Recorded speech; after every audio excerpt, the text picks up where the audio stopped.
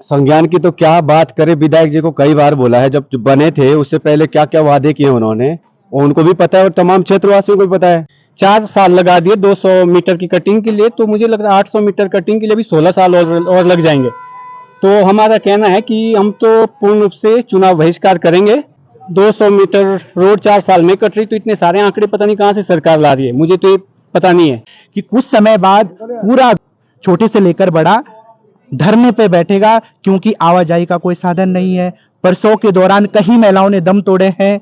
शासन और प्रशासन का निम्न वर्ग से लेकर उच्च पद तक कोई भी ऐसा विभाग या ऐसा कोई अधिकारी या कोई पॉलिटिकल लीडर नहीं छूटा है। तो देखिएगा किस तरीके से हमारे राज्य की भाजपा सरकार लगातार बड़े बड़े वादे और बड़े बड़े विकास की बातें करती है, और किस तरीके से 11 सालों से मात्र 19 किलोमीटर सड़क ना कट पाई हो। नमस्कार दोस्तों, स्वागत आप सभी का पाठ संदेश पर। इस वक्त उत्तरकाशी जनपद के तहसील परिसर प्रोला में है, और हमारे साथ कुछ भाई लोग जो हैं लगभग यहाँ से सुदूरवर्ती हमारा क्षेत्र मोरी विकास खंड का लिवाड़ी गांव, वहां से यहाँ तक आए हैं। और लगभग अमूमन यदि हम दूरी की बात करें तो 96 किलोमीटर का सफर ये लोग तय करके आए हैं। और इनकी क्या क्या पीड़ाएं हैं, और आखिर जहां एक और लोकसभा चुनाव की तैयारी में सरकार हो या विपक्ष हो या अन्य कोई भी दल है जो सभी लोकसभा चुनाव की तैयारी कर रहे हैं, वहां आज भी अपनी मूलभूत सुविधाओं के लिए तहसील परिसर प्रोला तक ये लोग पहुंचे हैं। और क्या क्या इनकी समस्याएं हैं, हम इन्हीं से सीधे बात करते हैं, क्या कुछ इनका कहना है। जी भाई नमस्कार, आपका शुभ नाम क्या है? अभिषेक राव सर। आप यहाँ तक क्या क्या समस्याएं अपनी लेके आए हैं, और क्या आज उप जिलाधिकारी महोदय से क्या आपकी बातें हुई है? जी जरूर सर। सबसे पहले मैं आज संदेश चैनल के सभी दर्शकों का शुक्रिया अदा और उनको प्रणाम निवेदित करता हूं। मैं कहना चाहूँगा कि आज मैं अपने ग्रामवासियों के साथ तहसील परिसर प्रोला में आए हैं। माननीय उप जिलाधिकारी महोदय को हमने अपनी रोड के संबंध में चुनाव बहिष्कार का ज्ञापन सौंपा है।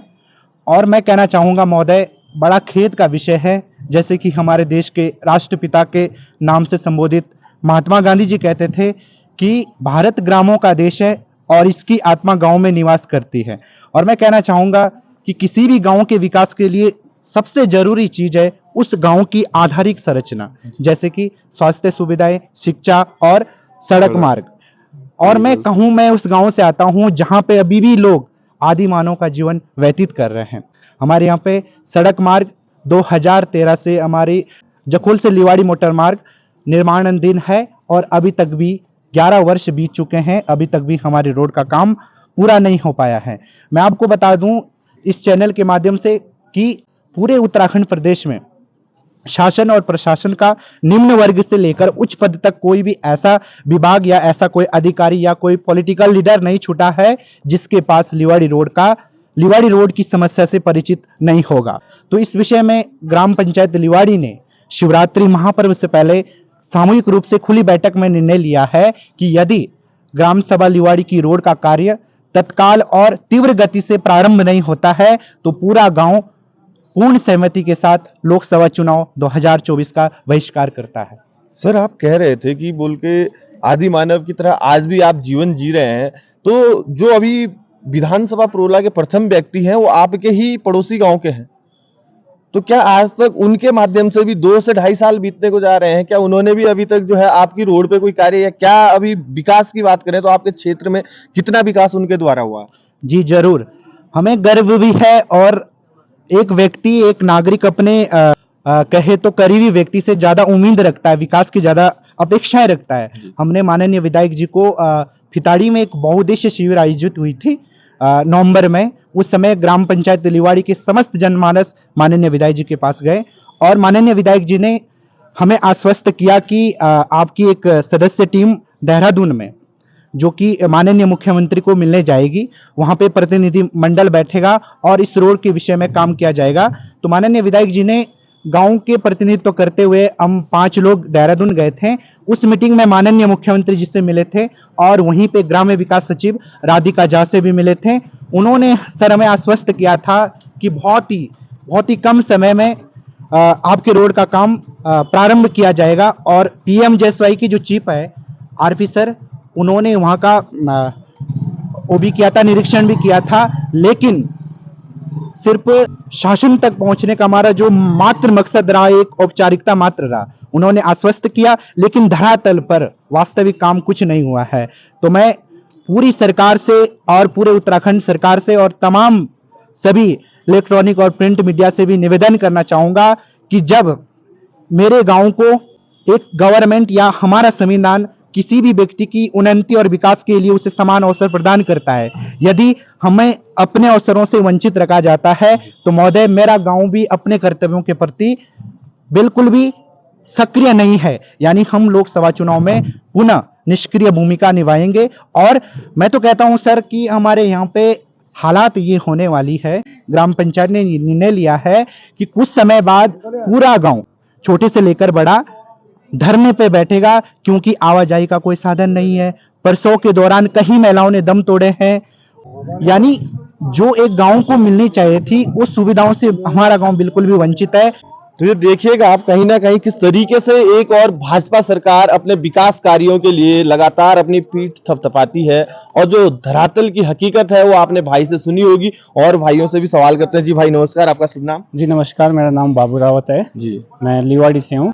एक सड़क नहीं बन पाई है समय पे, क्या कुछ कहना चाहोगे और क्या कितना आपको खेद है कि सर सिर्फ विधायक जी नहीं, हमने तो 3-4 मुख्यमंत्री बदल चुके हैं, उन सभी से अपनी जो भी हमारी प्रॉब्लम्स हैं हमने उनको अवगत कराया है, बट अभी तक धरातल पे कुछ भी नहीं दिखा है। जो जहाँ तक रोड की बात कर रहे हैं आप, 2019 से जो पहाड़ की कटान है लिवाड़ी के लिए, आई थिंक 200 मीटर कटी है। और जस्ट अभी अभी हमने एसडीएम सर से मुलाकात की है, और वेबकोस के जो अधिकारी लोग थे वो भी आए थे। उनका कहना है कि 800 मीटर रोड जो कटिंग का कार्य है वो बचा है, बट जहाँ तक मेरा देखना है उन्होंने जहाँ 4 साल लगा दिए 200 मीटर की कटिंग के लिए, तो मुझे लग रहा है 800 मीटर कटिंग के लिए भी 16 साल और लग जाएंगे। तो हमारा कहना है कि हम तो पूर्ण रूप से चुनाव बहिष्कार करेंगे, क्योंकि अगर हम अभी भी जैसे जब इलेक्शन आते हैं तो हम लोकतंत्र का हिस्सा हो जाते हैं, और जब चुनाव खत्म हो जाते हैं तो फिर हम लोकतंत्र का हिस्सा नहीं है।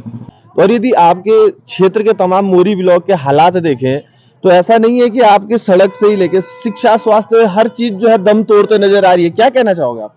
जी, सबसे जो बेसिक चीजें हैं वही नहीं प्रॉपर हो पा रही, जैसे शिक्षा लगा लो आप, रोड लगा लो और स्वास्थ्य लगा लो आप, इन चीजों पे कोई भी कार्य नहीं हो रहे हैं।